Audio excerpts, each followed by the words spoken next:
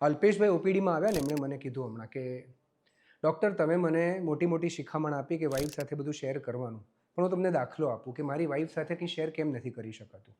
તમારા સેશન્સમાં આવ્યા પછી જ્યારે મેં મારી વાઈફ નીતાને કીધું કે કેટલીક વાર મને એવું લાગે છે કે મારા પેરેન્ટ્સ સાથેના મારા ચાઇલ્ડહુડ ટ્રોમાને કારણે, એમની સાથેના એક ઇમોશનલ ડિસ્ટન્સને કારણે અને ઇવન આજની તારીખમાં ઘણી બધી વસ્તુમાં મારી સિદ્ધિને જ્યારે ઓળખતા નથી કે મને ડિમીન કરી નાખે છે કે મારા મોટા ભાઈ કરતાં નીચો બતાડે છે, તો મને ખરાબ લાગે છે.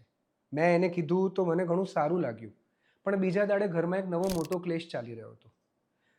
મારા મમ્મી એટલે કે એના સાસુ અને નીતા વચ્ચે જ્યારે ઝઘડો થયો તો નીતાએ આ હુબહુ વાત મારા મમ્મીને કહી દીધી કે તમે છો કોણ, તમે તો મારા હસબન્ડને આખી લાઈફ ટ્રોમા આપ્યો છે, આજની તારીખમાં પણ મોટા ભાઈ કરતાં એને નીચે જુઓ છો અને કેટલીક એની ઇમોશનલ પ્રોબ્લેમ્સનું કારણ તમે જ છો. ડૉક્ટર, હું શેટર થઈ ગયો. મારી પર્સનલ લાઈફની ઇશ્યુઝ જ્યારે મેં મારી વાઈફને કીધી, જે મારા મધર માટે હતી, તો એને ત્યાં કહેવાની ક્યાં જરૂરત હતી.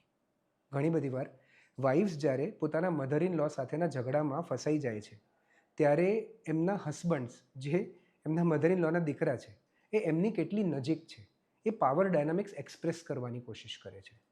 પણ આ પાવર ડાયનામિક્સ એક્સપ્રેસ કરતાં એ પોતાના હસબન્ડ સાથે બનાવેલા ઇમોશનલ બ્રિજને હંમેશા માટે બાળી નાખે છે. તમારા પાર્ટનર જ્યારે પોતાની ઇન્ટિમેટ, પ્રાઇવેટ કે ટ્રોમેટિક કન્ડિશનને તમારી સાથે એક્સપ્રેસ કરે તો તમારું કામ છે એને હોલ્ડ કરતાં શીખવું, એમાં સલાહ પણ ના આપવી, એના સોલ્યુશન્સ પણ ના આપવા અને વારંવાર ચેક ઇન પણ ના કરવું. જ્યારે પણ એને શેર કરવું છે એને શેર કરવાની ઓપન સ્પેસ આપો.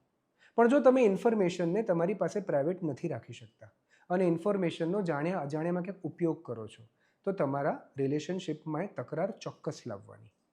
જો કોઈ પણ હસબન્ડને એવી કમ્પ્લેન હોય કે વાઈફ સાથે શેર કરવું એટલા માટે પોસિબલ નથી કારણ કે વસ્તુને સિક્રેટ કે પ્રાઇવેટ નથી રાખી શકતી, તો કમ્યુનિકેશન ગેપ આવવાનું કારણ માત્ર હસબન્ડનું અતડા રહેવું નથી, પણ વાઈફનું પણ ઇન્ટિમેટ ઇન્ફોર્મેશનને કેવી રીતે રાખવી એ સમજ ન હોવી એ છે. ઇમોશનલ મેચ્યોરિટીના અભાવે જો અજાણ્યા કે જાણ્યામાં તમે તમારા હસબન્ડ સાથે આવું વર્તન કરતા હોવ જેના કારણે ડિસ્ટન્સ હોય, તો શેરિંગ અને સિક્રેસી આ બંને વચ્ચેના પ્રિન્સિપલ સમજી અને સંબંધને સાચવતા શીખવું પડે.